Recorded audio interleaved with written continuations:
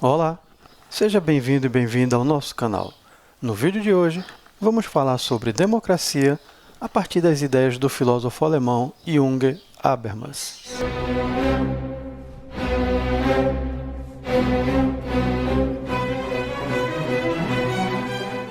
Olá, pessoal, tudo bem? Eu me chamo Alexandro Medeiros e sou professor de filosofia. Vamos falar sobre democracia? Pensar um pouco esse estado democrático no qual nós vivemos, a partir das ideias do filósofo alemão Jürgen Habermas, que trabalhou com vários conceitos. A obra de Habermas é bastante vasta e complexa. Ele trabalhou com temas relacionados à democracia, conceitos como esfera pública, a busca pelo entendimento nesse espaço público, o modelo de política deliberativa, a ética do discurso, a teoria do agir comunicativo, enfim, são muitos temas. É um filósofo atual, contemporâneo e bastante complexo para ser estudado, mas também bastante curioso e tem muitas coisas a nos ensinar para vivermos numa sociedade democrática. Jürgen Habermas é um filósofo alemão conhecido por suas teorias sobre o agir comunicativo e a esfera pública, considerado um dos mais importantes intelectuais contemporâneos da chamada Escola de Frankfurt, juntamente com autores como Adorno, Marcuse e Benjamin, sendo que Habermas representa a segunda geração desta escola. Seu trabalho abrange uma gama muito variada de temas, que vão desde os fundamentos de uma teoria social, uma análise da democracia, do Estado de Direito e, finalmente, a política contemporânea, particularmente na Alemanha. Sua obra mais famosa é, sem dúvida, a Teoria do Agir Comunicativo, publicada em 2 volumes.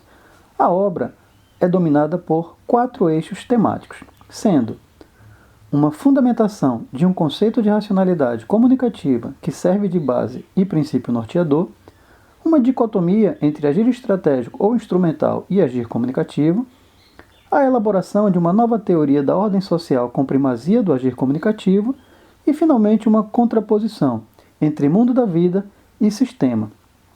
A obra contém também um diálogo crítico com autores das ciências sociais, como a análise da teoria da racionalização de Max Weber, uma discussão da recepção desta tese de Weber por autores como Lukács, Horkheim e Adorno, uma análise da teoria da comunicação de Mead e da sociologia da religião de Durkheim, e, finalmente, um diálogo com a teoria do sistema de Talcott Parsons.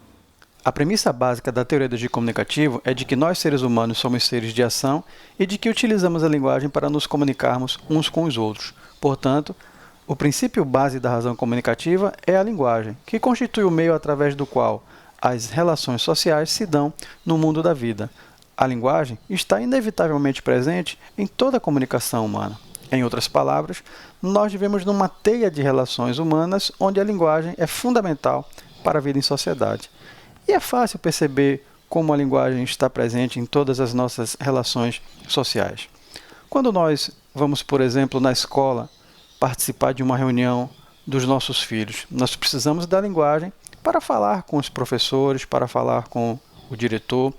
Quando nós vamos numa loja comprar um produto e um vendedor, uma vendedora vem nos atender, nós nos comunicamos através da linguagem. Quando a gente viaja de férias para uma cidade e nós ainda não conhecemos aquela cidade e precisamos de um guia turístico para pedir informações sobre locais de passeio. A linguagem está presente nessa interação. O agir comunicativo se refere à interação de pelo menos 2 sujeitos capazes de se expressar através da linguagem. A linguagem, no agir comunicativo, tem a tarefa de oferecer o horizonte através do qual é possível os sujeitos se relacionarem entre si e sobre o mundo. No entanto, o nosso objetivo nesse vídeo não é trabalhar de forma detalhada e aprofundada essa teoria do agir comunicativo, mas como pensar esse modelo teórico desenvolvido por Jürgen Habermas e como pensar esse agir comunicativo levando em consideração o contexto do Estado democrático, levando em consideração essa ideia de que a linguagem é fundamental para a democracia e de que não existe democracia sem diálogo. Ideia essa que já temos insistido, inclusive, em outros vídeos. A partir da publicação de sua obra Teoria do Agir Comunicativo, Habermas deu início a um processo de aplicação desse modelo de agir comunicativo, ou como algumas vezes também é chamado de teoria do discurso, aplicado à política contemporânea. Habermas vai trabalhar com a ideia de que o problema da legitimidade política está ligado a um processo deliberativo, ou seja, de uso da linguagem, que deve contar com a participação racional de todos os indivíduos interessados ou afetados por determinadas decisões políticas.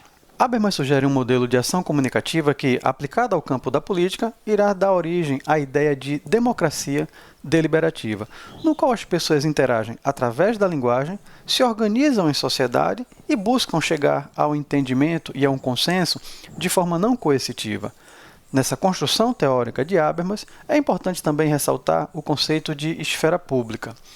A democracia é dominada por diferentes espaços de discussão e debate de ideias, e a esfera pública, de uma forma geral, na visão de Habermas, nada mais é do que um espaço de interação entre os indivíduos, onde eles apresentam suas demandas, suas propostas, debatem sobre uma determinada ideia. A esfera pública é dominada pelo discurso e pela argumentação.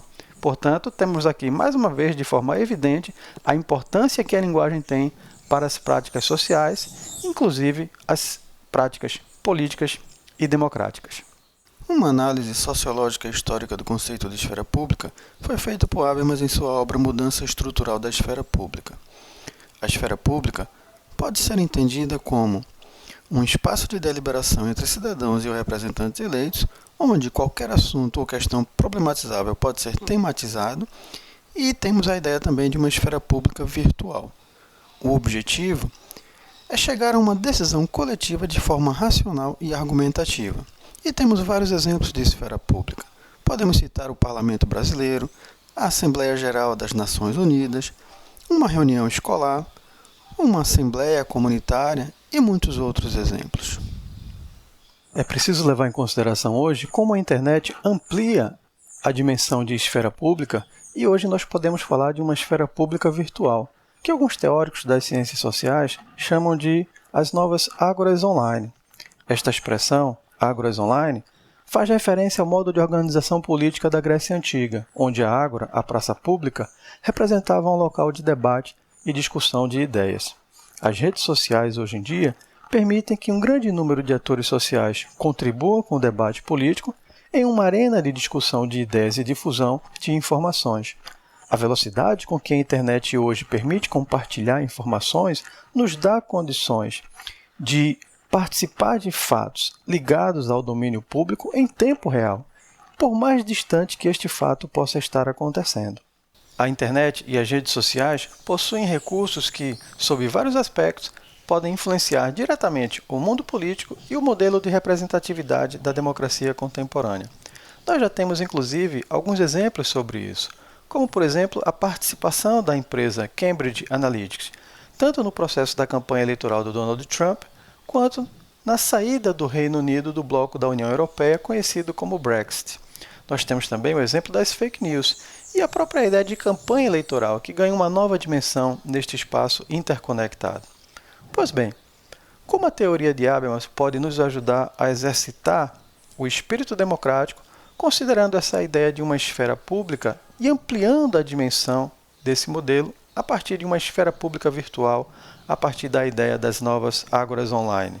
O modelo discursivo e comunicativo da teoria de Habermas ressalta a possibilidade de que, na prática argumentativa, os atores sociais devem buscar o entendimento, ou seja, ao estabelecer relações intersubjetivas e interpessoais, o objetivo é buscar uma compreensão sobre uma determinada situação ou sobre algo do mundo.